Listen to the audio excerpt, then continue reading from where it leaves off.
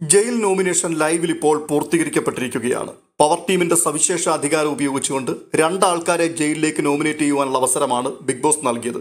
ആ രണ്ടവസരം അവർ വിനിയോഗിച്ചു. അത് ഗബ്രിയുടെ പേർക്കും ജിൻഡോയുടെ പേർക്കുമാണ്.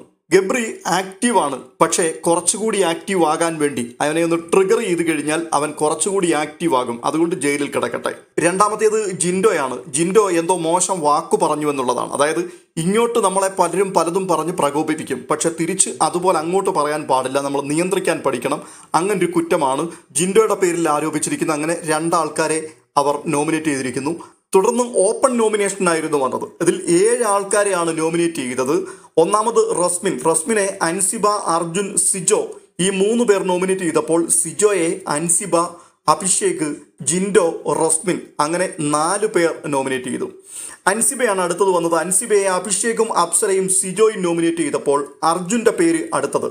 ജിൻഡോ, നോറ, ഗബ്രി ഈ 3 ആൾക്കാർ അർജുനെ നോമിനേറ്റ് ചെയ്തു.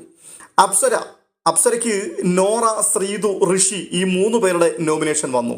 അടുത്തത് അഭിഷേകാണ്. ശ്രീതു, ഋഷി, ജാസ്മിൻ, അർജുൻ, റസ്മിൻ ഈ 5 ആൾക്കാർ അഭിഷേകിന്റെ പേര് നോമിനേറ്റ് ചെയ്തു. നോറയാണ് പിന്നീട് വരുന്നത്.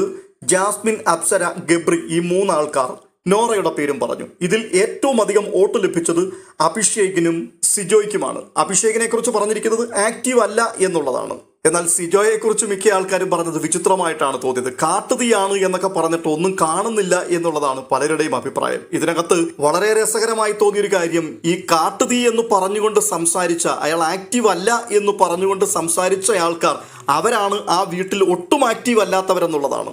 എന്തായാലും 5 വോട്ടുമായിട്ട് അഭിഷേകും 4 വോട്ടുമായിട്ട് സിജോയും ജയിലിലേക്ക് പോകുവാൻ വേണ്ടി നോമിനേറ്റ് ചെയ്യപ്പെട്ടു. കൂട്ടത്തിൽ പവർ ടീമിന്റെ ഭാഗമായിട്ട് ഗബ്രിയും ജിൻഡോയും ജയിലിലേക്ക് നോമിനേറ്റ് ചെയ്യപ്പെട്ടു. ബാക്കിയുള്ള അറിയിപ്പുകൾ കുറച്ച് കഴിഞ്ഞ് ബിഗ് ബോസ് നൽകുമെന്നാണ് പറഞ്ഞിരിക്കുന്നത്.